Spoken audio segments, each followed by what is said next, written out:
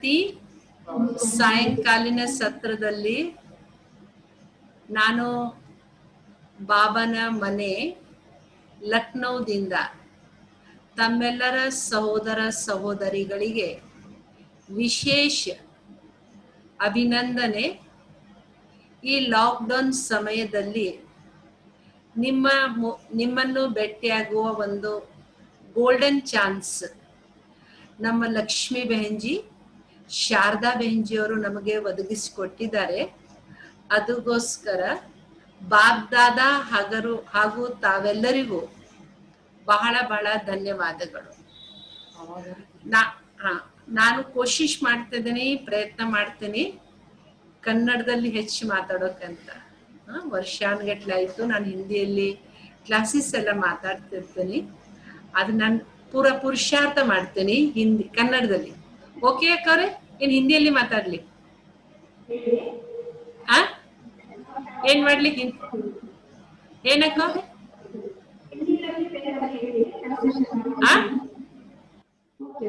ಏನ್ ಹೇಳ್ತಾ ಇದ್ದಾರೆ? ಅಚ್ಚಾ, ಸರಿ ಸರಿ ಸರಿ, ಆಯ್ತು. ಥ್ಯಾಂಕ್ ಯು ವೆರಿ ಮಚ್ ಎಲ್ಲ ಸಹೋದರ ಸಹೋದರಿಗಳು, ಭಾಳ ಭಾಳ ಥ್ಯಾಂಕ್ಸ್. ನೀವು ಪರ್ಮಿಷನ್ ಕೊಟ್ಟಿದ್ದೀರಿ ಹಿಂದಿಯಲ್ಲಿ ನನಗೆ ಕ್ಲಾಸ್ ಮಾಡಿಸೋದಕ್ಕೆ. ಭಾಳ ಭಾಳ ಥ್ಯಾಂಕ್ಸ್. सायंकाल नुमा शाम का समय है. अभी नुमा शाम के समय में सभी ब्राह्मण बच्चे बाबा की याद में बैठे हुए हैं. तो सभी जगह से जो लॉकडाउन का समय है, इस समय हमारे ब्राह्मणों का शाम का समय विशेष स्पेशल होता है भक्ति मार्ग में. इसीलिए शाम के सत्र को देवी देवताओं का आह्वान करने का समय कहा गया है. क्यों? क्योंकि इस समय हम लोग सभी तपस्या में निरत हैं और स्पेशल मैसूर निवासी भाई बहनें खास समय निकाल करके भट्टी का आयोजन किया हुआ है. भट्टी में आप लोग सभी इकट्ठे हुए हैं तो विशेष तपस्या करने के लिए. तो आज का जो समय है, जो वर्तमान तपस्या का समय में बहुत सुंदर सब्जेक्ट हमको दिया है, विशेषता संपन्न जीवन. फिर से मैं दोबारा हमारी लक्ष्मी बहन जी का धन्यवाद करना चाहूँगी. एक मौका आप सबसे मिलने का मुझे दिया है. तो बहुत सुंदर सब्जेक्ट है विशेषता संपन्न जीवन. तो हम अपने जीवन को विशेषता संपन्न कैसे बनाएं? तो सबसे पहले हम ब्रह्मा बाबा को याद करेंगे. 1936 में यज्ञ की जब स्थापना हुई, निराकार शिव बाबा ने ब्रह्मा बाबा को यज्ञ की स्थापना का कार्य दिया. तो जब यज्ञ की स्थापना हुई 36-37 में, तो इतना बड़ा महान कार्य, विश्व परिवर्तन का महान कार्य, सतयुगी नई दुनिया का निर्माण का कार्य. तो इस निर्माण के कार्य के लिए भगवान ने जो निमित्त बनाया ब्रह्मा बाबा को. तो ऐसे समय पर बाबा ने देखो सब अलग अलग धर्म, अलग अलग भाषा बोलने वाली दादियाँ, अलग अलग आयु वर्ग की थी. सब प्रकार की भिन्न भिन्न विचारधाराएं, संस्कार स्वभाव वाली हमारी दादियाँ थी. इन सबको इकट्ठा करके बाबा ने इतना बड़ा महायज्ञ रचा. तो जब इकट्ठा किया इतना बड़ा संगठन, तो एक से दूसरे तो मिलते नहीं थे, लेकिन बाबा की दृष्टि एक ही थी. हर आत्मा की विशेषताओं को बाबा ने देखा, न देखा सबको अनुभव कराया. अभी 2 दिन पहले मैं गुलजार दादी जी की क्लास सुन रही थी. गुलजार दादी जी ने कहा, मुझे श्री कृष्ण कौन है ये भी नहीं पता था. मैं छोटी सी बच्ची थी, मुझे साक्षात्कार होते थे. तो इतनी छोटी छोटी बहनों को लेकर के बाबा ने इतना महान कार्य किया. तो एक तो बाबा ने हर आत्मा की विशेषता देखी और उन विशेषताओं को लेकर के बड़ा कार्य किया. और आज हम देख रहे हैं उन छोटी छोटी दादियों ने आज विश्व भर के कार्य को संभाला है. 137 कंट्रीज में हमारा ये कार्य स्प्रेड कैसे हुआ? तो 1936-37 में ब्रह्मा बाबा ने जो ज्ञान का बीज डाला, इन सब दादियों को, विशेषताओं को यूज किया, महायज्ञ रचा। तो उस महायज्ञ ने यात्रा की शुरुआत करके आज इतना बृहद रूप से विस्तार हो पाया। तो उस समय दादियां बैठी कहती हैं, जब रोज रात को हम बैठते थे, सारे दिन में कोई भी बात ऊपर नीचे होती थी ना, तो रोज मम्मा बैठ करके कचेरी लेती थी। कचेरी में क्या बातें होती थी? तो मम्मा हर एक की बात सुनती थी। फिर जिसके साथ भी थोड़ा मन मुटाव होता था, तो मम्मा कहती थी इसकी कौन सी विशेषता है आप बताओ। फिर दूसरे को बताती इनके अंदर कौन सी विशेषता है बताओ। तो दोनों के एक दूसरे की विशेषता पर नजर डलवाया, नजर डलवा करके एक दूसरे के गुणों को देखने का संकल्प दे करके आज इस यज्ञ को यहाँ तक पहुंचाया। अब हम सभी भाई बहनों का फर्ज है इस महायज्ञ को और आगे की ओर, जैसे हमारे मम्मा बाबा ने हम सब की विशेषताओं को देख करके आगे बढ़ाया, हमें और आगे ले जाने की जिम्मेवारी है। अब सबसे पहला प्रश्न आता है, हम विशेषताओं को जीव संपन्न क्यों बनाए? एक तरफ देखिएगा, दुनिया में इस समय में टेंशन की बात चल रही है, एंजाइटी की बात चल रही है, डर भय चिंता की बात हो रही है। और बाबा के बच्चों की विशेषता क्या है? आने वाली सतयुगी दुनिया हमारे सामने होने के कारण हम लोग विशेषता संपन्न कैसे बने, हम उसकी बात कर रहे हैं। यहाँ कोई भी टेंशन की, तनाव की, एंजाइटी की बात नहीं कर रहे। हमारे सामने क्या है? हमारे सामने सबसे पहले लक्ष्य है। तो विशेषता धारण करने का उद्देश्य, पहली पॉइंट, क्यों हम धारण करें, इसमें मेरे मन में आया, सबसे पहले हम अपने जीवन के अंदर 3 बातों को सामने रखे थे। तो सबसे पहली बात, बाबा ने हम सबको एक लक्ष्य दिया। क्या लक्ष्य दिया? कि बच्चे तुम्हें देवता बनना है। तो रोज मुरलियों में भी बाबा क्या कहते हैं? रोज उसमें आ गए, रोज मुरलियों में बाबा कहते हैं कि आपको अपने घरों में भी लक्ष्मी नारायण का चित्र सामने रखना है। अपने घर में रखो, अपने पॉकेट में रखो। क्यों रखो? क्योंकि लक्ष्य सामने होगा तो जैसे लक्ष्य होंगे वैसे लक्षण धारण होंगे। तो बार बार उस चित्र को देखने से हमारे जीवन में क्या आएंगे? हमें इन जैसा बनना है, इन जैसे गुण विशेषताओं को धारण करना है। लक्ष्य सामने होने से, क्योंकि एक होता है एक इंटरनल और एक होता है एक्सटर्नल चीज। इंटरनल विशेषताओं को धारण करेंगे, उसको गुण कहा गया। जब वो गुण हमारे कार्य क्षेत्र में आ जाते, कर्म में आ जाते हैं, तो उसको स्किल्स कहो, विशेषताएं कहो, योग्यताएं कहो, कहा गया। हम जिन गुणों को धारण करना चाहते हैं, हमारे सामने लक्ष्य है। और दुनिया में जो भी विशेषताएं धारण करता है लोग, इंसान, उसके पीछे उनके मन में पैसे कमाना, ये कला हम सीखेंगे, इस गुण को हम अपनाएंगे ताकि हमारे पैसे ज्यादा हो जाए, ज्यादा पैसे कमा सके। या किसी के कंपटीशन में आकर के, किसी की ईर्ष्या में आकर के, बदले की भावनाओं में आकर के दुनिया में विशेषताओं को धारण कर रहे हैं। तो हम जो विशेषता धारण करेंगे, हमारे सामने कोई कंपटीशन नहीं है, कोई क्रिटिसाइज नहीं है, हमारे सामने सर्वोच्च लक्ष्य है, वो भी श्री लक्ष्मी और श्री नारायण का लक्ष्य। इतने सर्वोच्च लक्ष्य के साथ हम लोग यात्रा शुरू करेंगे, तो उनके एक एक विशेषताओं को हम अपने जीवन में धारण करने का पुरुषार्थ करेंगे। तो लक्ष्य सामने रखेंगे तो हमारे जीवन में आएंगे। तो दुनिया में बिना लक्ष्य के विशेषता धारण करने जब चलेंगे, तो अंदर कभी गुणों से भी वो कंप्रोमाइज कर लेते हैं। तो हम लोग यहाँ लक्ष्य धारण करने से हम गुण विशेषताओं से संपन्न, गुणों को भी धारण करना है, गुणों को कर्म में ला करके विशेषता में परिवर्तित करना। तो जब गुण विशेषता से संपन्न परिवर्तित हो जाएंगे तो हमारा जीवन एक प्रैक्टिकल लाइफ बन जाएगा। दुनिया में बिना गुण के विशेषता कहीं न कहीं उनके जीवन के अंदर फॉल डाउन का भी कारण बन जाता है, क्योंकि उद्देश्य नहीं है, लक्ष्य नहीं है। बिना लक्ष्य उद्देश्य के इंसान नीचे की ओर ही जाएगा। इसे आज ही बाबा ने बहुत अच्छी बात बताई। आज की मुरली आप सबने सुना होगा।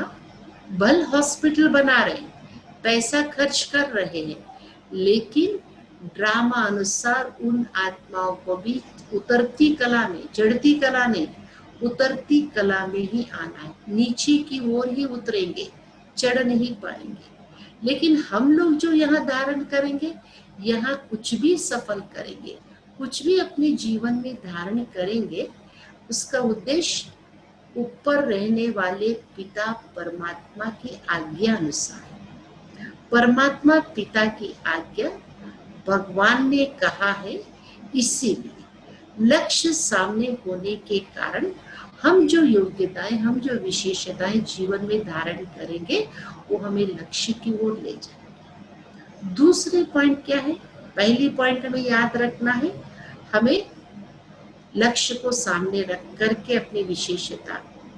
दूसरा, हमारा कर्तव्य। बाबा ने बहुत बड़ी जिम्मेवारी, न स्वयं हमें देवता बनना है, हमें देवताई दुनिया स्थापित करना। इतनी बड़ी दुनिया, 5 तत्वों समेत सारे विश्व को पावन बना करके सतयुगी सतो प्रधान दुनिया बना। तो 2500 वर्ष तक चलने वाली दुनिया जो होगी, सतयुग जो होगा और त्रेता युग होगा, कोई संविधान, लिखित संविधान नहीं, पुलिस कचेरी लाठी डंडे से वहां पे कोई कायदा कानून नहीं चलेगा। 2500 वर्ष तक का जो राज्य चलेगा, 2500 वर्ष तक जो दुनिया चलेगी, देवी देवताएं प्रकृति अपनी मर्यादा अनुसार, किस आधार पर? संगम युग में परमात्मा के द्वारा भरे हुए गुण और विशेषताओं के आधार पर पूरे 2500 वर्ष तक की दुनिया चलेगी। आप भाई बहनों सोचिएगा, 2500 वर्ष तक के हमें संस्कारों को भरने का भी समय मिला। 2500 वर्ष तक इस दुनिया को हमें चलाना है। इतनी बड़ी जिम्मेवारी हमारे ऊपर है, इतना बड़ा कर्तव्य हमें कार्य, संगम युग में थोड़े से समय में ऐसी दुनिया स्थापित करने का कार्य हमें करना है। इसीलिए हमको विशेषता संपन्न तो बनना ही पड़ेगा। विधि में बताऊंगी आगे चल करके, पहले हम क्यों बने। कोई भी बात होती है तो पहला मन जो होता है ना, वो सबसे पहले हमें चाहता है, लॉजिक चाहिए उसको, मन को। बिना लॉजिक के वो मन आगे बढ़ेगा नहीं। भाई क्यों बने हम, किस लिए बने हम, हमें बनने का कारण है, हमें बनना ही पड़ेगा, क्योंकि विश्व पिता को हमने जान लिया, विश्व कल्याणकारी बाप को हमने पहचान लिया। तो इसीलिए सबसे बड़ी विशेषता हमारी क्या है? बाबा किस नजर से हमको देखता है? मेरा बच्चा लास्ट मणका भी होगा, वो भी इस संसार के हिसाब से महान आत्मा, विशेष आत्मा। ब्राह्मणों का लास्ट मणका भी भगवान की नजर में क्या है? विशेष आत्मा है। क्यों विशेष आत्मा है? गुप्त वेश में आए हुए भगवान को, गुप्त रीति से कार्य करने वाले भगवान को न सिर्फ जाना, जान लिया, पहचान लिया, और पहचान करके उनके कार्य में मददगार बन रहे हैं। तो जानकर, पहचान कर ईश्वरीय कार्य में मददगार होने के कारण भगवान की नजर क्या गई? संसार की एक तरफ, लास्ट 2 संडे की लास्ट जो अव्यक्त मुरली आई थी, उसमें बाबा ने कहा था, एक तरफ धर्म आत्माएं, एक तरफ राजनीतिज्ञ लोग, तीसरी तरफ साइंटिस्ट विज्ञानी है, तो एक तरफ इन सबको रखो और दूसरी तरफ बाबा के एक साधारण से साधारण बच्चे को भी रखो। दोनों में भगवान की नजर किस पे जाती है? बाबा को अपने बच्चों पर नाज है, खुशी है। क्यों? क्योंकि ये साधारण होते हुए भी भगवान की दृष्टि में वो विशेष आत्मा है। तो क्यों विशेष? गुप्त वेश में आए हुए भगवान को उन्होंने जान लिया, जानकर भगवान के कार्य को आगे बढ़ाने के लिए मददगार बने हुए, भगवान के कार्य को आगे बढ़ाने में अपना तन मन धन समय श्वास संकल्प सब कुछ समर्पित कर रहे। तो इसीलिए बाबा की नजर में विशेष महान आत्मा होने के कारण हम अपने कर्तव्य के प्रति, हम अपने कार्य के प्रति जागरूक है। तो जागरूकता की निशानी कि मुझे विशेष आत्मा बनना ही है। थर्ड पॉइंट, तीसरी बात, क्यों हमको विशेष आत्मा बनना है? क्योंकि बाबा ने हमें सत्यम शिवम सुंदरम ने सत्य ज्ञान दिया। कौन सा सत्य ज्ञान दिया? बच्चे कल्प कल्प की आत्माएं आप हो, पहली बार नहीं बन रहे। हर 5000 वर्ष के बाद जब जब मैं इस सृष्टि पे आता हूँ, जब जब मैं इस संसार में विश्व परिवर्तन का महान कार्य करता हूँ, आपके अलावा कोई दूसरी आत्माएं नहीं बनती मेरे कार्य में मददगार। तो हमें स्मृति आ गई। कौन सी स्मृति आ गई? ड्रामा की, फिक्स ड्रामा। हर 5000 वर्ष पहले, कल पहले मौफिक परमात्मा का दिव्य कार्य चल रहा है और भगवान ने मुझे चुनकर इस कार्य को संपन्न किया था। मैं ही भगवान के कार्य की मददगार। जब कल पहले की स्मृति से हम सहजता से, हमें मेहनत नहीं लगती, हमें बहुत पुरुषार्थ करने की जरूरत नहीं है। मुझे विशेषता धारण करना है, ये धारण करना, 16 कला संपूर्ण बनना है, मर्यादा पुरुषोत्तम बनना है, बार बार रटने की जरूरत नहीं। सिर्फ बाबा कहते स्मृति का स्विच ऑन कर दो, क्योंकि आत्मा में संस्कार है। कौन से संस्कार है? 5000 वर्ष पहले मेरे मोबाइल में जैसे रिकॉर्ड होता, 10 रिकॉर्ड होते हैं, पहले वाला रिकॉर्ड, दूसरा, तीसरा, चौथा, मुझे पता है। ऐसे ही उस ज्ञान सागर परमात्मा ने जो मुझे ज्ञान दिया, उस ज्ञान के अनुसार मुझ आत्मा का पहला रिकॉर्डिंग क्या है? पहला रिकॉर्डिंग ही वो है, मैं विशेषता संपन्न आत्मा हूँ, मैं भरपूर आत्मा हूँ। सत्यु त्रेता में 2500 वर्ष तक इन गुणों से विशेषताओं के आधार पर मेरी यात्रा की शुरुआत होती है। तो यात्रा ही 2500 वर्षों की यात्रा, संपूर्ण यात्रा का आधार गुण और विशेषता योग्यताओं के आधार पर। तो ये ड्रामा की नॉलेज हमको विशेषता संपन्न बना देती। तो ठीक है, 3 बातें हमें पहले पता पड़ा, हम क्यों बने, क्यों विशेषताओं को धारण करें। फिर से मैं याद कराऊंगी, एक लक्ष्य सामने है, दूसरा कर्तव्य है हमारा धारण करना, तीसरा कल पहले की स्मृति। इन तीनों चीजों ने हमारे इस आध्यात्मिक पथ, हमारे इस लक्ष्य को सहज और आसान बना दिया। अब एक आंतरिक बताया था, एक बाह्य।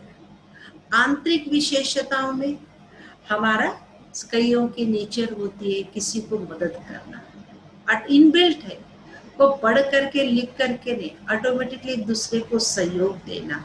किसी का बिल्कुल काम एंड क्वाइट, बिल्कुल शांत, कुछ भी हो जाए बिल्कुल शांत, धैर्यता, संतुलन, ये सहयोग की भावना, ये हमारे आंतरिक रूप में, या तो हम कहेंगे देवी देवताओं के जो मन और चित्त शांत और शीतल, अंदर से संतुष्ट आत्मा, प्रसन्नता। पढ़ लिख करके स्कूल कॉलेज में पढ़ करके देवताएं प्रसन्न नहीं बन रही, पढ़ लिख करके डिग्री हासिल करके संतुष्ट नहीं बन रही। तो इस समय संगम युग में हम आत्माओं ने पुरुषार्थ किया, उस गुणों के सागर परमात्मा से बुद्धि योग जोड़ करके जितना हम आंतरिक रूप से गुणों से संपन्न बनते चले जाएंगे, हमारे आंतरिक विशेषताएं बढ़ती चली जाएगी। और जब वही आंतरिक विशेषताओं को कर्म क्षेत्र में जब हम आते हैं, कर्म क्षेत्र में आने के बाद वो हमारे कर्मेंद्रियों के द्वारा कला के रूप में, विशेषता के रूप में, फॉर एग्जाम्पल बाह्य विशेषताएं क्या है? किसी के अंदर विशेषता होती, बहुत अच्छा बोलने की कला है, व्यवहार की कला है, गीत गाने की कला है, किसी में कुछ अच्छा लिखने की कला है, किसी में खाना बनाने की, किसी के अंदर मैनेज बहुत अच्छा मैनेज कर लेते। तो ये सारे हमारी बाह्य विशेषताएं हैं। तो जब आंतरिक विशेषता से संपन्न बनेंगे तो हमारी बाह्य विशेषता दोनों का समन्वय होता चला जाएगा, तब हमारा जीवन एक संपन्न और संपूर्णता की ओर हम आगे बढ़ेंगे। ठीक बात है? सुनाई दे रहा है? प्लीज एक्सक्यूज मी, सुनाई दे रहा तो थोड़ा सा हमें इशारा करिएगा। यस, ओके, हाँ जी, जरूर जरूर जरूर जरूर। तो हम बता रहे थे दो आंतरिक और बाह्य विशेषताएं। तो देवी देवताओं को आप देखिएगा, जैसे लगता अंदर से भी है ना, घड़ा भरा हुआ। ओके, घड़ा भरा हुआ है, अंदर से हम भरे हुए हैं। भरे हुए की निशानी द्वापर और कलयुग में भी देवी देवताओं के, द्वापर कलयुग में भी क्या दिखाया है? देवी देवताओं की मूर्तियों तक भी पूजा। सत्यु त्रेता की तो यात्रा हमने संगम के पुरुषार्थ के आधार पर 2500 वर्ष की यात्रा निश्चिंतता के साथ, बेफिक्र होकर के, कोई लाग लपेट के बिना एकदम स्मूथली हमने यात्रा पूरी की। उसके बाद द्वापर युग में हम आए। द्वापर युग में संगम की यात्रा का ही रिजल्ट, संगम की शक्ति का ही रिजल्ट, हमारी मूर्तियां वहां सेवा करने लग गई। मूर्तियों को देख करके भक्त आत्माएं प्रसन्न मुद्रा में अपने दुख, शांति, परेशानियों को लेकर के मंदिरों में गए, देवी देवताओं के आगे नमन किया, पूजन किया, अर्चना किया। तो दर्शन मात्र से वो आत्माएं संतुष्ट होकर के, प्रसन्न होकर के, खुशनुमा होकर के वापस घर लौट जाते हैं। तो देखिएगा संगम की विशेषताओं को 2500 वर्ष तक के लिए मंदिरों की मूर्तियों के द्वारा अनेक आत्माओं को हमने संतुष्ट किया, प्रसन्न किया। तो अभी हमें क्या करना है? अभी हमें विशेष इस बात पे अटेंशन देना है। तो पूरा यात्रा संपन्न करके हम संगम युग पे पहुंचे। अब संगम की यात्रा पे हम सभी भी बैठे हुए हैं। तो इस संगम युग में अभी हम इन विशेषताओं को धारण करने के लिए हमें क्या करना है? कौन सा पुरुषार्थ करना है? तो सबसे पहले पुरुषार्थ अपनी स्थिति को नंबर 1 निमित्त भाव। हमारे जीवन में विशेषता, क्योंकि कई बार भान और अभिमान आने के कारण हमारे गुण, विशेषताएं, योग्यताएं निकलती चली जाती है। इसीलिए मैं इन विशेषताओं को भरने का और लीकेज पॉइंट, दो चीजें हमारे सामने हैं। किन आधार पर हम अपने अंदर इन विशेषताओं को भरें? सबसे पहले है हम अपने को निमित्त भाव समझें, जहां मैं और मेरापन आता है। निमित्त, किसने मुझे निमित्त बनाया? भगवान ने, करण करावन हार परमात्मा ने एक महान कार्य के लिए मुझे निमित्त बनाया। निमित्तपन की स्मृति हमारे अंदर जैसे दरवाजा खोल देती। सीखना है, बनना है, कुछ करना है, तो ये निमित्त और हमारा निर्माण भाव, तो निमित्त निर्माण के भाव के दरवाजे जब खुल जाते हैं तो प्रभु के देवे प्रसाद हमें अंदर भरना शुरू हो जाता है। क्यों? क्योंकि भगवान ने जो महान कार्य के लिए जिस भी इंस्ट्रूमेंट को यूज करेगा, उस इंस्ट्रूमेंट को क्या करेगा? शार्प। जैसे फॉर एग्जाम्पल एक मैकेनिक भी होता है, मैकेनिक भी कोई काम करना होता है ना, अपने जो इंस्ट्रूमेंट को ठीक ठाक रखेगा, शार्प करेगा, सब कुछ करेगा। तो ऐसे भगवान जो विश्व परिवर्तन का कार्य कर रहे हैं, हमको भगवान ने निमित्त बनाया। निमित्त बनाया है तो क्या करेगा, जरूर मेरे अंदर विशेषता भरेगा अपने काम में लगाने के लिए। तो इसीलिए सबसे पहली चीज हमें, मुझे अपने आप को संपन्न बनना है तो निर्माण, अभिमान आएगा तो लीक हो जाएगा। निर्माणता की भावना मुझे संपन्न बनाता चला जाए। दूसरा, समर्पण। क्या समर्पणता, जो कुछ मेरे पास है ऊपर वाले की देन है, तो भगवान ने मुझे दिया। तो जहां मैं और मेरापन आएगा, समर्पणता नहीं होगी, तो वो खत्म होते चले जाएंगे। अभिमान और अहंकार में वो परिवर्तन हो जाएंगे। गुण विशेषताओं का सही यूज नहीं होगा, वो स्वार्थ उसमें आ जाएगा, उसका लिमिटेशंस आ जाएंगे। तो जब हमने उस गुण विशेषताओं को समर्पित कर दिया, भगवान ने मुझे यूज किया। हम लोग यही अभ्यास करते हैं, रोज सवेरे अमृत वेले उठे, बाबा को thanks, Baba good morning, Baba thank you, आज का दिन हमें दिया है, आप इसको यूज करिएगा, मेरा जीवन आपके लिए समर्पित है, इसको जिस भी कार्य में आप लगाना चाहिए, आप इस पे, आपका अधिकार है। क्योंकि हमने भक्ति में क्या कहा था, तन मन धन सब कुछ तेरा, क्या लागे मेरा, कहा था ना हम सबने। बस अभी करने का समय आ चुका है। तो भगवान का हमने, भगवान से हमने प्रतिज्ञा की थी, ये सब कुछ तेरा। तो भगवान ने कहा ठीक है बच्चे, सब कुछ मेरा है, अब मेरा समझ करके इसको यूज करो। रिंचक मात्र भी मैं और मेरापन आएगा, तो कितना भी मोस्ट वैल्यूएबल हीरा क्यों ना हो, हीरे में अगर थोड़ा सा भी दाग लग जाता है तो उसकी वैल्यू कम हो जाती है, कितना भी बड़ा हीरा क्यों ना। हीरे की वैल्यू तब तक है जो हीरा बेदाग, कोई प्रकार का दाग ना हो। ऐसे ही हमारा जीवन तब तक प्रभु के प्रति अर्पित है जब हमारे अंदर मैं और मेरेपन का, अभिमान का, अहंकार का दाग न हो, तब जाकर के प्रभु उसको स्वीकार करेंगे। तो समर्पणता, समर्पणता के द्वारा हमारे अंदर वो विशेषताएं आते जाएंगी। तीसरी चीज, कल्याण की भाव, निमित्त भाव, समर्पण भाव, और तीसरी पॉइंट हमने बताया कल्याण की भाव। क्यों हम इन विशेषताओं को धारण करेंगे, क्योंकि बाबा ने अभी 2 दिन पहले भी कहा था, मेरे ख्याल से कल ही कहा था, मिलिट्री वालों को याद किया। मिलिट्री वालों को याद करके क्या कहा था कि मिलिट्री वाले जहां भी उनको भेजो वो निमित्त है। वो ये नहीं कि, हाँ 2 दिन पहले कहा था, उनको बॉर्डर एरिया पे भेजो, वो ये नहीं कह सकते कि भी हम नहीं जा सकते। मिलिट्री का मतलब ये है समर्पणता और सेवा। सेवा मुझे करनी है, ऑर्डर ऑर्डर ऑर्डर माने ऑर्डर। तो मैं भी किस काम के लिए निमित्त बनी, क्यों, किस काम के लिए मैं, मेरा कर्तव्य क्या है।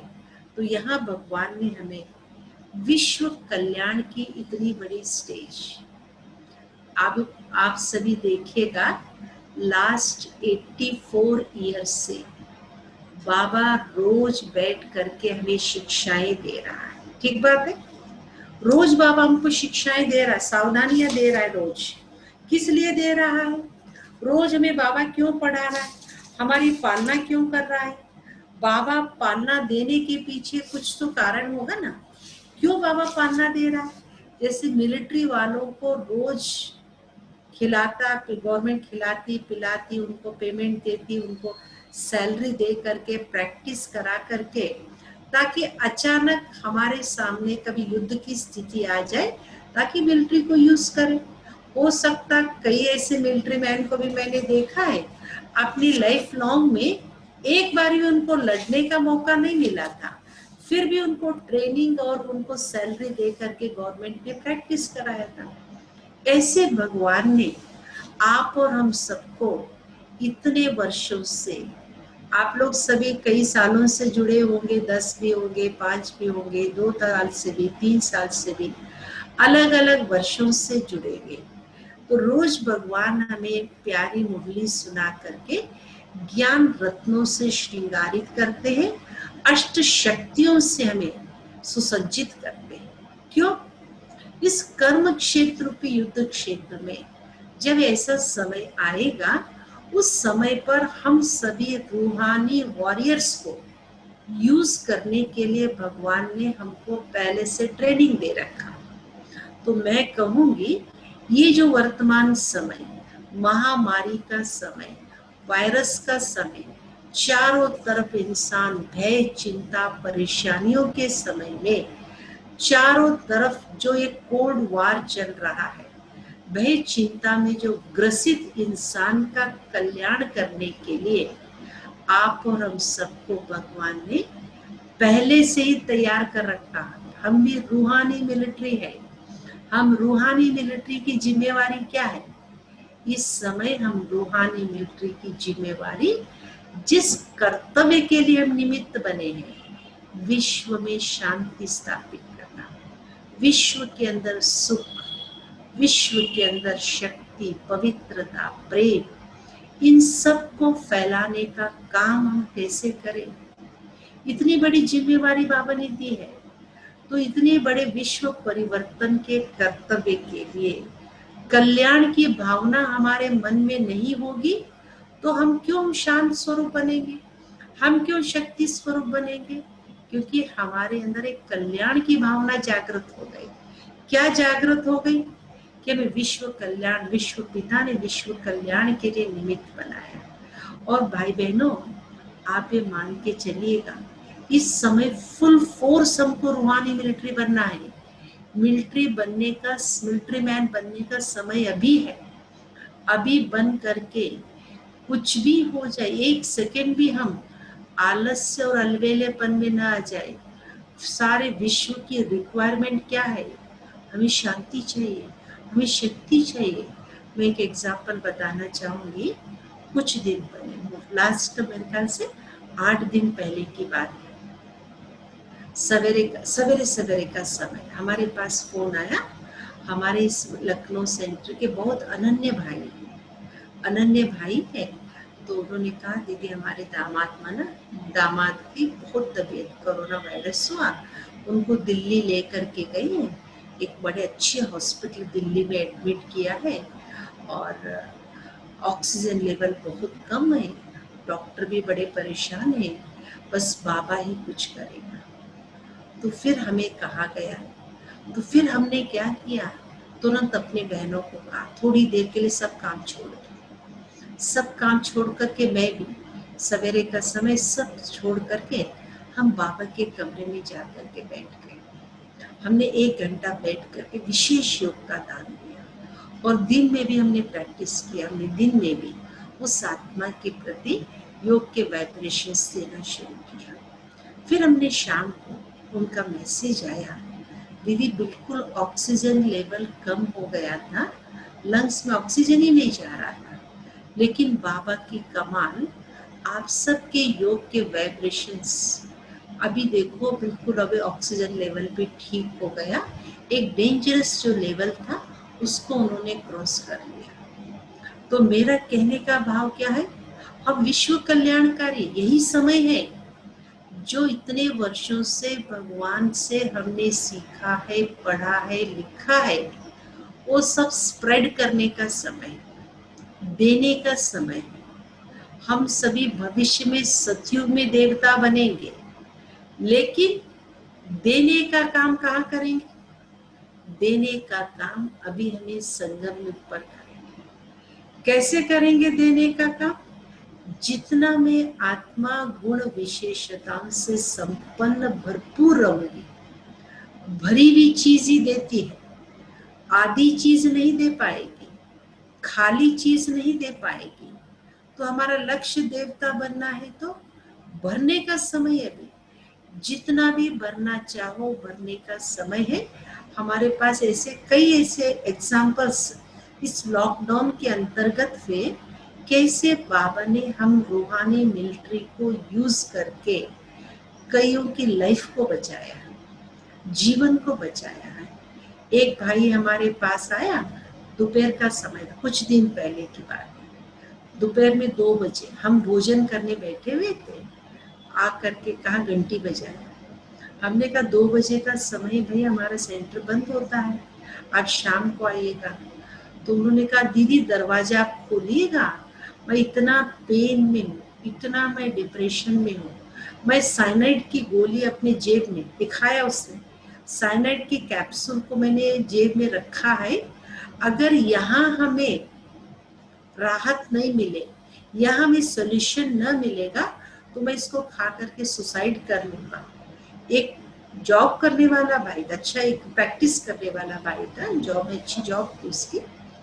तो फिर खाना खाते हुए हम छोड़ करके बहन को भेजा, जा करके 1 घंटा बैठ करके, दोपहर का समय था, बैठ करके उस आत्मा की सारी बातों को सुना, किया, उसके मन को हल्का किया। उसके बाद में कहा कि यहाँ मुझे इतनी राहत मिली, जो मेरी सुसाइड टेंडेंसी थी वो जैसा लगा कि खत्म हो गई। तो कहने का मतलब, देवता हम सतयुग में बनेंगे, इस समय हमारा देने का पाठ चल रहा है। तो देने से पहले विशेषता संपन्न अभी ही हमको बनना है, क्योंकि हमारा टाइटल क्या कहा, विश्व कल्याणकारी है।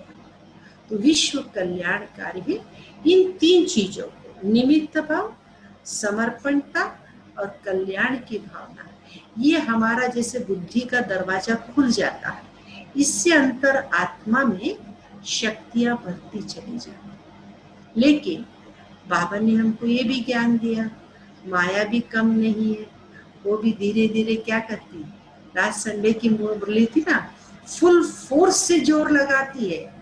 प्रकृति माया हमें पछाड़ने की, हमें गिराने की, हमें हराने के लिए फुल फोर्स से लगी रहती है। तो माया भी क्या कहेगी, अच्छा आप बनने जा रहे हो, मैं भी कम नहीं है। तो माया भी क्या 3 दरवाजे हैं जो हमारी इस विशेषता संपन्न जीवन में बाधा डालने वाली, कहो हमारी लीकेज पॉइंट। 3 चीजों के कारण हमारे अंदर लीकेज, हम ऊपर से रोज बाबा भरता है और ये 3 लीकेज हमारे जीवन को खाली करते रहते हैं। तो सबसे पहला लीकेज बताया, अभिमान।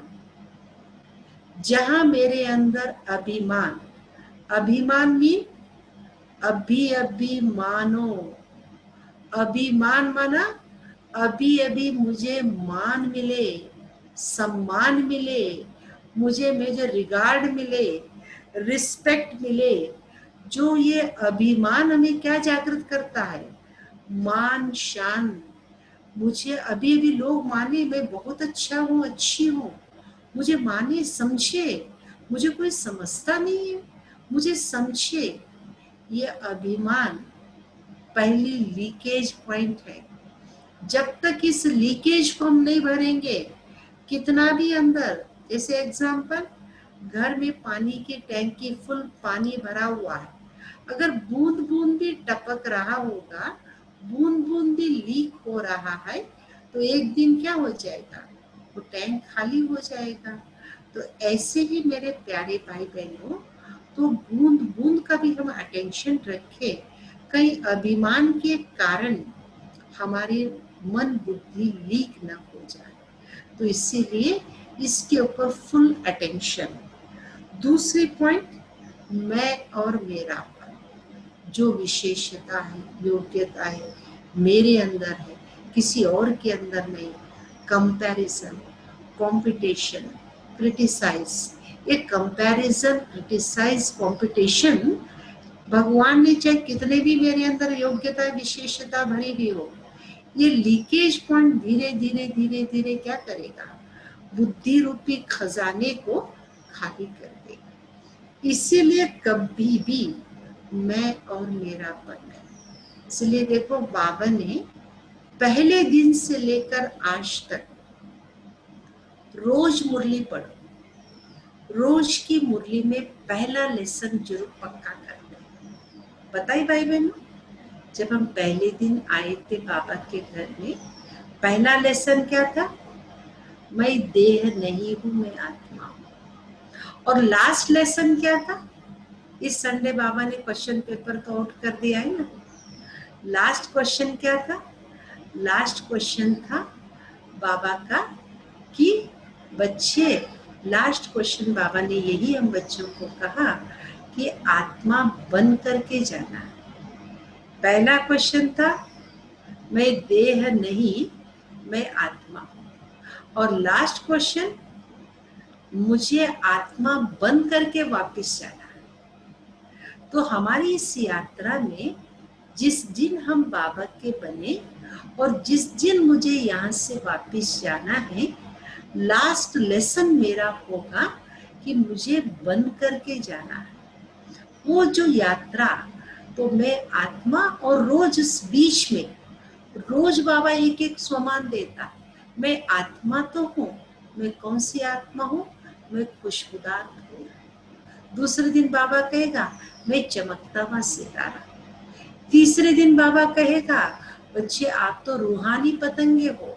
आप कौन हो? आप क्षमा पर फिदा होने वाले परवाने। पहले दिन कहा मैं आत्मा, दूसरे दिन कहा मैं परमात्मा की संतान आत्मा, तीसरे दिन का सृष्टि चक्र में पार्ट बजाने वाली मैं हीरो हीरोइन है। तो क्वेश्चन एक ही, क्वेश्चन ये कि मैं कौन? इस मैं कौन हूँ क्वेश्चन का जवाब, आंसर डेली अलग अलग होगा, एक जैसा जवाब नहीं। डेली की मुरली में स्वमान क्या है? रोज का स्वमान अर्थात रोज की मुरली के मुरली में बाबा रोज हमको मैं कौन हूँ प्रश्न का जवाब देते हैं। इस स्वमान को हमें जागृत करते हैं ताकि देह अभिमान का मैं और मेरापन समाप्त हो जाए। मैं आत्मा, उस आत्मा की स्मृति से मैं और मेरापन समाप्त होगा, मेरा लीकेज बचेगा। तो हमें फुल अटेंशन इस बात का देना है, योग के साथ अपनी बैटरी को चार्ज होने के साथ साथ कौन सी बातें हैं मेरी बैटरी को डिस्चार्ज कर रही है। कितना भी अच्छा एंड्रॉयड है, एप्पल का मोबाइल है मेरे पास, अगर मेरे अंदर जो बिना मतलब के फाइल भरे हुए होंगे तो क्या करेंगे? बिना मतलब के, मेरी लाइफ में जरूरत नहीं है, उससे मेरे लाइफ में कोई जरूरत नहीं है, आवश्यकता भी नहीं है, ऐसे फाइल्स को मैंने अगर डाउनलोड कर लिया तो मेरे जीबी सारे खत्म हो जाएंगे, मेरे आत्मा रूपी बैटरी उन्हीं चीजों से भर जाएगी। सही यूज जो करना चाहिए मैं कर नहीं पाऊंगी। और लास्ट पॉइंट है लीकेज पॉइंट, नाम मान शान की चाहना। हम कोई भी कार्य क्यों धारण करें? नाम मान शान के लिए नहीं, वो तो दुनिया वाले कर रहे। दुनिया वाले देखिएगा कुछ भी करेंगे उसके पीछे नाम मान शान की इच्छा, इसके पीछे वो अपनी गुण विशेषताओं को धारण कर रहे हैं। तो अगर मैंने जो भी कुछ किया इस ईश्वरीय विश्वविद्यालय में आकर मेरे बेहद के लक्ष्य से वंचित होकर इसी वर्तमान में ही मुझे नाम मिले, मान मिले, शान मिले, इस चक्कर में अगर पड़े रहूंगी तो लीकेज स्टार्ट हो जाएगा।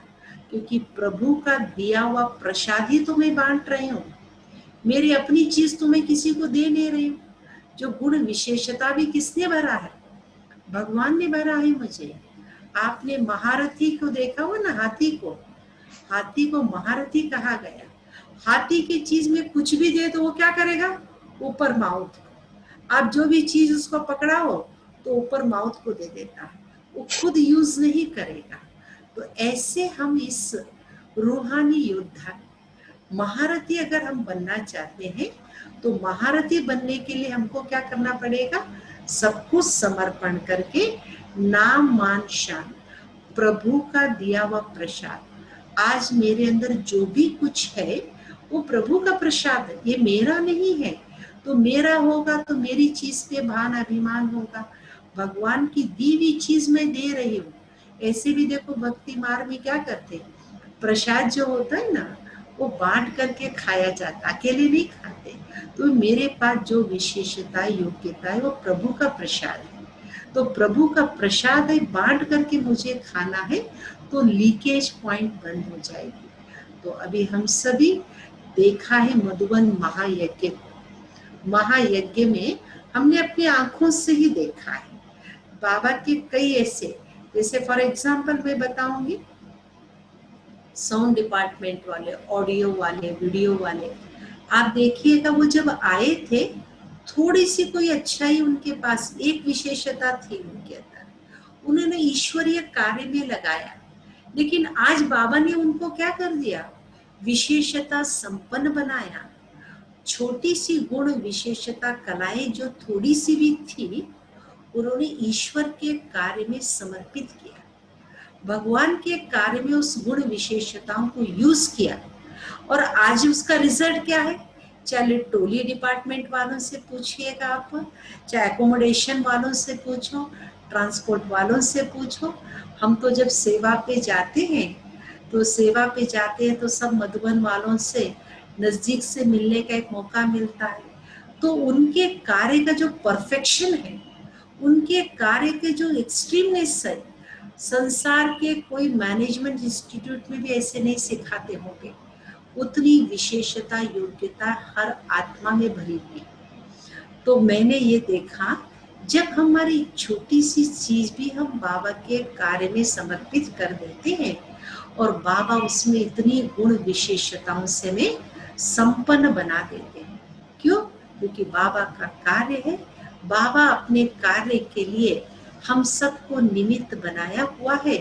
इसीलिए मैं यही कहना चाहूंगी, इन लीकेज पॉइंट्स को, अभिमान, मैं और मेरापन, नाम मान शान, इन तीन चीजों से जब हम मुक्त बन जाएंगे तो हमारा लीकेज क्या हो जाएगा, बूंद बूंद भी अगर टपक रहा होगा, लीकेज ब्लॉक हो जाएगा। और जो आप भट्टी में खास समय निकाल करके, आप सभी भाग्यशाली आत्माएं, आपको मौका मिला है भट्टी करने का, ऐसे वातावरण में साइलेंस के वाइब्रेशंस, मौन भट्टी, तपस्या, योगी आत्माओं का संगठन आपको मिल रहा है, इतने अच्छे वाइब्रेशंस के बीच में आप जो तप कर रहे हो, तो इन बातों को सूक्ष्म रीति से सूक्ष्म हम चेकिंग करें, क्योंकि ये समय है ही सूक्ष्म चेकिंग कर चेक एंड चेंज। भट्टी माना ही पकना, भट्टी माना ही चेंज, परिवर्तन। तो परिवर्तन हमारी लाइफ में तभी आएगा, हम इंटरनली इन चीजों को चेक करेंगे, इंटरनली हम इन चीजों को महसूस करेंगे, रियलाइज करेंगे। क्योंकि बाबा ने जो भी कुछ कहा मंत्र या तंत्र के रूप में नहीं दिया, हर चीज को बाबा ने रियलाइज कराया, अनुभव कराया। और बाबा का एक एक बच्चा एक भी हिम्मत का कदम रखता है, चलो आज मैं इस विशेषता को धारण करूंगी, हिम्मते बच्चे मददे, वो खुदा बैठा हुआ है, वो भगवान छप्पर फाड़ करके, कहते हैं ना भगवान देता है तो छप्पर फाड़ करके। मेरे प्यारे भाइयों बहनों, वास्तव में यही समय है, छप्पर फाड़ करके देने का समय है। ये वक्त जा रहा है, जितना उसको लूटना होगा, लूटने का ये समय है। तो इसीलिए हम उस परमात्मा पिता से लूटने का काम करेंगे। 5 मिनट का समय मेरा और बचा है, मैं इसमें आप सबको कैसे हम विशेषता संपन्न बनेंगे, इसके ऊपर मैं कमेंट्री कराऊंगी। आप सभी बिल्कुल, हाँ, कमेंट्री कराऊंगी। जो बहन बैठी सॉफ्ट म्यूजिक आप चलाएंगे, अमृता बहन सॉफ्ट म्यूजिक आप चलाएगा, मैं कुछ कमेंट्री के द्वारा बाबा से अपने अंदर गुण विशेषता को भरने का संकल्प। हाँ जी दीदी, लक्ष्मी दीदी पूछ रहे हैं। हाँ जी अब जब हुबली में थे, जी दादी जी दादी आपके घर में विजिट किए थे, आपके जी। लौकिक परिवार में कैसे परिवर्तन हुआ, मैं आपका मेडिटेशन के बाद कैसे एक्सपीरियंस है ना, 5 मिनट, दीदी? हाँ, पहले और योग जब हुबली कराऊंगी। में हाँ, मैं दादी योग सुन चंद्रमणि रही दादी हूँ। विजिट किए थे आपके लौकिक परिवार में, हाँ हाँ इस परिवार में आपका परिवर्तन कैसे हुआ? आपका अनुभव थोड़ा 5 मिनट शेयर हाँ, कीजिए। मैं पहले मेडिटेशन के बाद अनुभव शेयर करूँ। जरूर जरूर दीदी, पहले बिल्कुल। मैं मेडिटेशन कराऊंगी 5 मिनट, उसके जी बाद जी, एक्सपीरियंस शेयर करूंगी। प्लीज प्लीज दीदी। ओम शांति। Soft music please. जी दीदी। मस्तक के बीच विराजमान मैं चमकता सितारा, ज्योतिर्बिंदु आत्मा, सारे दिन के कार्य को संपन्न करके मन और बुद्धि को समेटकर भ्रुकुटी सिंहासन पर विराजमान हो चुकी हूँ। अब मैं आत्मा कुछ क्षण के लिए मन और बुद्धि के द्वारा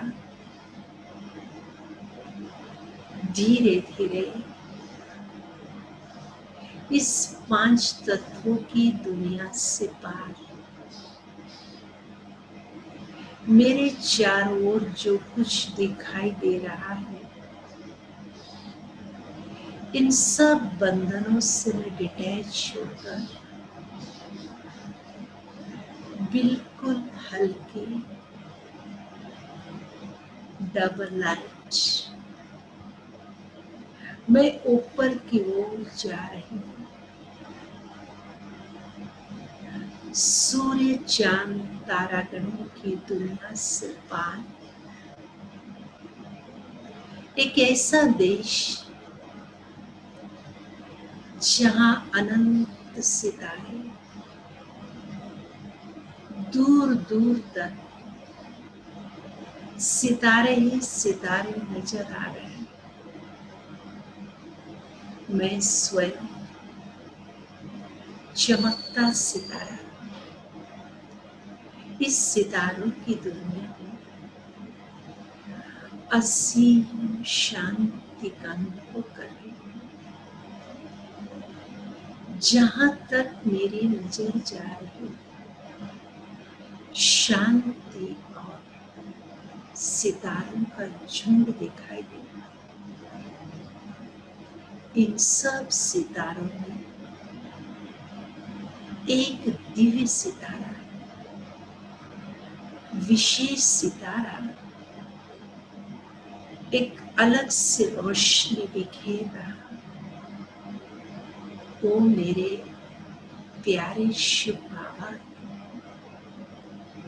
मैं चमकता सितारा मैग्नेट की तरह सब परम सितारे के पास खींची चली जा रही। मेरे प्यारे शिव बाबा सर्व शक्तियों की किरणें बिखेर कर हम सब सितारों के ऊपर फाउंटेन के रूप में डाल रहे हैं। आप विजुलाइज करिए, फील करिए उस परम सितारे की शक्ति को। मेरे प्यारे शिव बाबा से निकलने वाली रंग बिरंगे किरणें, सब शक्तियों की किरणें आत्मा रूपी सितारों को स्पर्श कर रही हैं। एक एक सितारे पे जैसे ही परमात्मा शक्ति स्पर्श करती, मेरी रोशनी बढ़ती चली जाती, आत्मबल बढ़ रहा है। मैं परम शक्ति को सानिध्य पाकर इतनी समीपता से परमात्मा के सर्व गुणों को, सर्व शक्तियों को अपने अंदर भरती चली जा रही। प्यारे बाबा ने करोड़ों आत्माओं में से मुझे अपना बनाकर अपने पास बुलाया, अपनी सर्व विशेषताओं को, शक्तियों को वर्षे के रूप में, बर्थ राइट के रूप में मैं अपने अंदर भरती जा रही हूँ। फील करो उस ज्ञान सूर्य की एक एक किरण मेरे में समा रही। मैं परम शक्ति के अति समीप सन्मुख अनुभव कर रही हूँ। प्यारे बाबा, आपकी समीपता, आपका सानिध्य मुझे समान बनाया, हल्का बनाया। अब मैं आत्मा उस परम ज्योति के सर्व शक्तियों को समेटकर आकाश मार्ग से होते हुए धीरे धीरे नीचे की ओर आ रहे। परम धाम से आने वाले परम प्यारे शिव बाबा की ये शक्तिशाली किरणें मेरे साथ साथ मेरे घर में, मेरे वर्क प्लेस में जितने भी मेरे रिलेटिव्स हैं, सब पर वो परमात्मा की किरणें बरस रही हैं। मैं स्वयं उस परम ज्योति के परम शक्ति से सर्व विशेषताओं से संपन्न बन जो मुझे रोल मिला है, इस मिले हुए रोल को द बेस्ट प्ले करने के लिए मैं तैयार। ओम शांति शांति शांति। ओम शांति। आप सबने प्यारे बाबा से सर्वगुण सर्व विशेषताओं से अपने आप को संपन्न बनाया। तो दीदी जी का कहना है कि मेरे कुछ एक्सपीरियंसेस शेयर करें। 1983 की बात है। 5 मिनट चलेगा दीदी? 5-7 मिनट का टाइम चलेगा?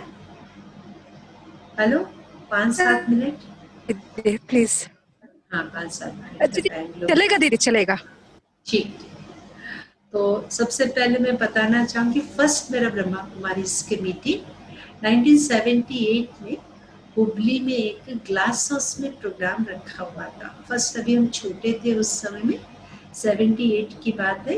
ग्लास हाउस के प्रोग्राम के लिए हम फर्स्ट टाइम ग्लाइडर से, बाबा कहते ना एरोप्लेन से पर्चे गिराना, हुबली में उस समय में एरोप्लेन के द्वारा पर्चे गिराए गए थे। हम छोटे थे, दौड़ के गए, पर्चे लेके आए और शाम को प्रोग्राम में भी देखने के लिए पहुंचे हुए थे। हमें कुछ समझ में नहीं आया।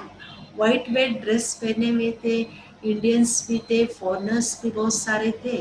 लेकिन आज भी हमें याद है, दादी प्रकाश मणि जी उस समय आए थे। फर्स्ट मैंने दादी जी को देखा था, एकदम ऐसे संपन्न फरिश्ता रूप में, साइड से ऐसे रेड कलर की लाइट रेज उनके ऊपर पड़ रही थी। मेरा फर्स्ट इम्प्रेशन था दादी जी को देखने का। उसके पश्चात इतना ही हमारा फर्स्ट का पार्ट था। 83 में हमारे फर्स्ट टाइम हम लोग जिगरू बिल्डिंग गए थे। वहाँ हम लोगों ने जा करके कोर्स किया, 3 दिन का 7 डेज का कोर्स किया। तो सबसे पहले मैं कहूँगी, जैसे वहाँ गई, सामने ब्रह्मा बाबा के फोटो को मैंने देखा। जैसे बाबा के फोटो को देखा, मैं, हमारी बड़ी दीदी और मम्मी, हम लोग 3 लोग गए थे जिगरू बिल्डिंग। तो हमने मम्मी को कहा बार बार, मम्मी ये फोटो इन्होंने, हमारे रिश्तेदार, हमारे रिलेटिव्स है, रिलेटिव्स का फोटो क्यों टांग रखा है? ये हमारे हैं, अपने हैं। फर्स्ट मेरा इम्प्रेशन याद है मुझे आज भी, ब्रह्मा बाबा को देखते ऐसे लग रहा था ये मेरा अपना है, इनको हमने देखा है, हमारे पूर्वज हैं, हमारे रिश्तेदार हैं। तो उसी इम्प्रेशन ने हमारी लाइफ को चेंज कर लिया। उसके बाद लंबी दास्तान है, फुल फैमिली हमारी, पूरी ज्वाइंट फैमिली है, हमारी मम्मी पापा मौसा मौसी मामा मामी सब लोगों ने इस ज्ञान को सुना, कोर्स किया, सबको बहुत अच्छा। सिर्फ 8 डेज के अंदर हमारी फुल 360 डिग्री लाइफ चेंज हो गई। किसी ने ज्यादा मेहनत नहीं किया, लेकिन पहले से ही हम गीता पाठी थे, भक्ति भावना संपन्न परिवार। जब तक हमें बचपन से याद है, गीता का पाठ, गीता का श्लोक पढ़े बिना हमें मुंह में पानी डालने का परमिशन नहीं था। कंपल्सरी हमने भक्ति में ही 6 क्लास से ही गीता कंपल्सरी पढ़ते थे, रामायण हमने पढ़ा था, भागवत पढ़ा था, प्रेम सागर पढ़ा था, वो सारे हिंदी के पढ़े थे। आप लोगों को भी आश्चर्य लगेगा, कर्नाटक में रहने वाले और हिंदी के रामायण महाभारत आदि सब ओरिजिनल बनारस से आई हुई चीजें थी। ये सारे हम छुट्टियों में, वैकेशंस जब होते थे, मम्मी कहती थी कंपल्सरी इनको पढ़ना, रामायण महाभारत हम लोग कंपल्सरी सब बचपन में हम लोगों ने पढ़ा था। उसके पश्चात ज्ञान इतना अच्छा लगा, गीता का एक एक शब्द हमें आकर्षित किया। तो पापा ऐसे मानते नहीं थे, किसी गुरु गोसाई आदि को आकर्षण नहीं होते थे, लेकिन बाबा के ज्ञान ने उनको इतना जादू कर दिया, उन्होंने भी इतना फास्ट चेंज अपनी लाइफ के अंदर, quick decision and quick change, एकदम भक्ति संपन्न परिवार, चेंज 360 डिग्री चेंज, ज्ञान संपन्न परिवार बन गया। लोगों में हंगामे आती हुए, रिश्तेदारों ने बहुत कुछ विरोध भी किया, लेकिन एक बार जैसे दीदी ने कहा, चंद्रमणि दादी जी हमारे घर आए।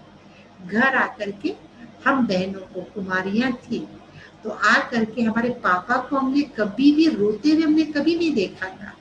फर्स्ट टाइम हमने अपनी लाइफ में पापा को, चंद्रमणि दादी जी को देखकर इतने फपक फपक के रोते हुए, तो दादी कहती ये तो गोपी है, गोपी, कल पहले वाली गोपी आकर के मिल गई। तो उसी समय पापा को दादी, चंद्रमणि दादी जी ने कहा, हाथ में हाथ रख करके, ये सारी कन्याएं मेरी है, इन पे मेरा अधिकार, मैं लेकर के जाऊंगा।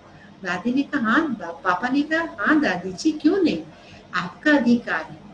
उसी दादी जी और आशा दीदी दोनों हमारे घर आए थे, तो उन्हीं की प्रेरणा, उन्हीं की शक्ति, उन्हीं के बल ने हमें वहां से निकाल करके 1984-85 में हम लोगों ने ट्रेनिंग किया। ट्रेनिंग के पश्चात हम लोग नॉर्थ में ही रह करके अपनी सेवाएं देना शुरू किया। अब उसके पश्चात में क्लास के एक और एक्सपीरियंस, यहाँ कैसे, लखनऊ कैसे आई। मैं राजस्थान में सेवाएं दे रही थी। एक बार 90s में यहाँ एक दादी जी रहते थे लखनऊ में। लखनऊ में जिस सेंटर पे मुझे भेजा गया, वो मम्मा बाबा जहाँ रहते थे, और गुलजार दादी के हाथों से स्थापित किया हुआ सेंटर। और मम्मा खुद महीना महीना 3 टाइम्स मम्मा यहाँ रह करके गई।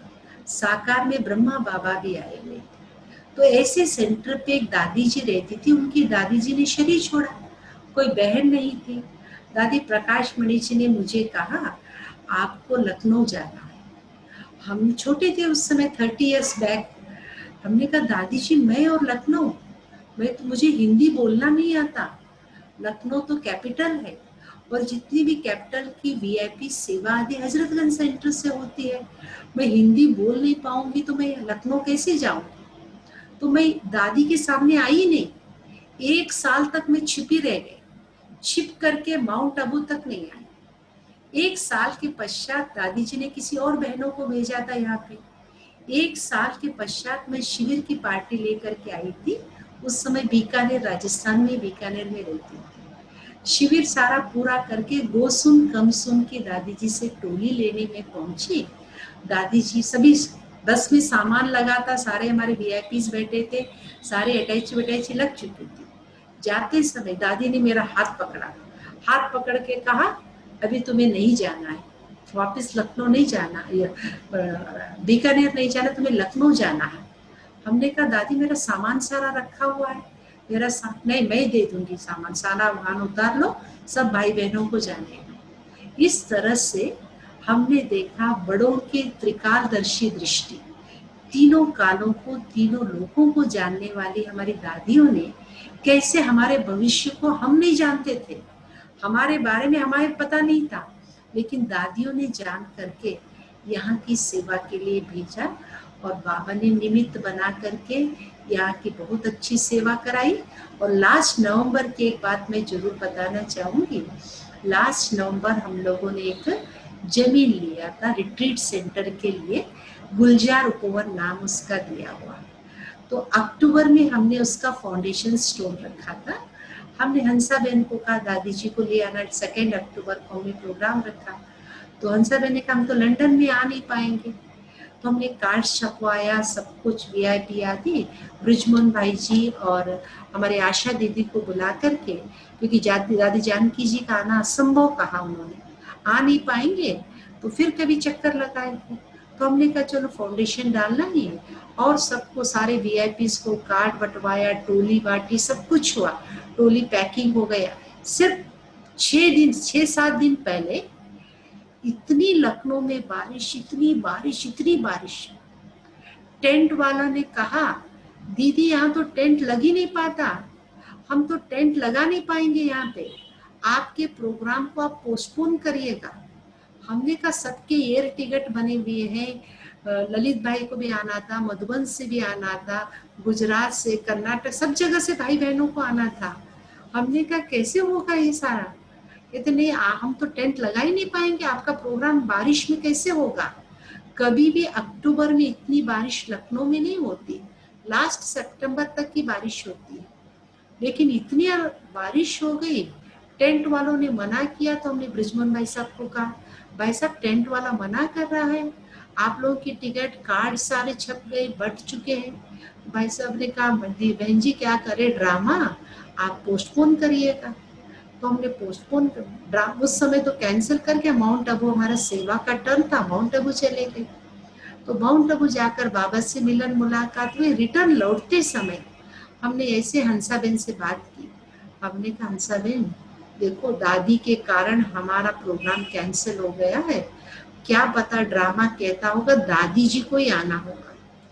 तुरंत हंसा बहन ने सिर्फ 5 मिनट में, हम आएंगे 2 नवंबर को आपके पास आएंगे। 2 अक्टूबर का डेट लिया था, 2 नवंबर को दादी जी ने प्रोग्राम दे दिया। हमारे पास सिर्फ 10 दिन का समय था वापिस आकर के तैयारी करने के लिए। हमने फुल फोर्स के साथ जुड़े, फिर हम सीएम के पास चले गए। हमारी दादी जी 103 इयर्स की दादी जी आ रही, हम चाहेंगे कि आप तो योगी हो ही, हम दादी जी से आपकी मुलाकात कराना चाहते हैं, क्योंकि बहुत कम समय था, 4-5 दिन पहले सीएम तो प्रोग्राम देना बड़ा मुश्किल। पहले तो उन्होंने कहा दीदी हो नहीं पाएगा, हमने कहा कोई बात नहीं, सब मिनिस्टर्स और सबसे हम कॉन्टेक्ट करके, फिर लास्ट 1 दिन पहले सीएम का फोन आया कि हम दादी जी का दर्शन करने आना चाहेंगे। तो मैं भाई बहन कहना ये चाहती हूँ, हमारी दादी जानकी जी ने जाते जाते इतनी अच्छी सेवा करके गई। मैं जरूर हमारा क्लिप भेजूंगी। फर्स्ट टाइम हमारे जो सीएम है ना योगी जी, थोड़ा रिजर्व नेचर के, लेकिन उस दिन दादी जी से मुलाकात की जैसे छोटा बच्चा नहीं होता, एक तरफ धर्म शक्ति, आध्यात्मिक शक्ति, राज्य शक्ति, धर्म और राज्य मुख्यमंत्री जी के पास था, अध्यात्म शक्ति दादी जी के पास। इतना सुंदर मंगल मिलन हुआ, इतनी जबरदस्त सेवा, सारी टीवी में, न्यूज़पेपर में, फ्रंट पेज में, इतनी जबरदस्त दादी जी जाते जाते सेवा करके गई। एक गोल्डन चांस हमको दादी जानकी जी के संग का, और इसी बहाने से हमारे सीएम का सेंटर पे आकर के फाउंडेशन स्टोन की सेरेमनी हो, सेवा केंद्र पे करके गए, कई मिनिस्टर्स उनके साथ आए। इस बहाने से बेहद की सेवा का पार्ट मिला। और उसके बाद लास्ट एक पॉइंट, दादी जी का पैर रखने का रिजल्ट रहा। उसके नेक्स्ट मंथ में एक रिजल्ट आना था अयोध्या कांड को लेकर के, सुप्रीम कोर्ट का फाइनल रिजल्ट। हम पहले भी 2-3 केसेस देख चुके थे, जब भी सुप्रीम कोर्ट का ऑर्डर आना होता था लखनऊ में कर्फ्यू, बिल्कुल सन्नाटा, एकदम साइलेंस। और दादी जी होके जाने के कुछ दिन के बाद जो इतना बड़ा केस का जो रिजल्ट आया, एकदम साइलेंस। तो हमारे संपर्क के कई मंत्रियों को मैंने कहा, देखिएगा योगी तपस्वी मूर्त हमारी दादी जी का आना, और दादी जी ने बड़े प्यार से दृष्टि दी हमारे योगी जी को, योगी जी को दृष्टि दी, प्यार किया इतना दोनों का। उन्होंने भी बहुत प्यार से मिले दादी जी से। योगी आदित्यनाथ जी भी बहुत रिगार्ड रिस्पेक्ट के साथ दादी जी से मिलन मुलाकात। वो थोड़े समय का मिलन, शक्तियों का आदान प्रदान, इतना बड़ा केस इतना स्मूथली निपट गया। मैं तो श्रेय इसी बाबा की शक्ति को देना चाहूंगी, इतना बड़ा कार्य बाबा ने कराया। तो ये दादियों की कमाल, बाबा की कमाल। और खास में आज हमारी लक्ष्मी दीदी को बहुत बहुत धन्यवाद कहना चाहूँगी। मुझे एक ऐसा सुंदर मौका दिया, अवसर दिया हमारे मैसूर निवासी भाई बहनों को मिलने का। हाँ? मिल करके कई बार, एक दो बार तो आना हुआ, लेकिन अचानक आने के कारण क्लास करा नहीं पाई थी। लेकिन बहुत अच्छा में अवसर मिला। दीदी जी को, शारदा बहन जी को और सब भाई बहनों को मैं दिल से धन्यवाद देना चाहती हूँ। Thank you very much. ओम शांति। ओम शांति राधा बहन जी। ओम शांति। बहुत अच्छा आपने बातें सुनाई है, तीन बातों का स्पष्टीकरण दिया हमको, और जी अपना वो लौकिक जीवन का भी वो अनुभव बताया, जैसे चंद्रमणि दादी जी का, आशा दीदी जी का, मधुबन का भी सारा अनुभव सुनाया। बहुत अच्छा लगा हमको। अच्छा, तो थैंक आपको यू। बहुत थैंक्स लक्ष्मी दीदी की ओर से और सभी भाई बहनों की ओर से आपको बहुत बहुत थैंक्स है। थैंक यू दीदी, थैंक यू। ओम शांति। Thank you very much. आपको भी बहुत बहुत थैंक यू। ओम शांति। ओम शांति। ओके, ओके, ओम शांति।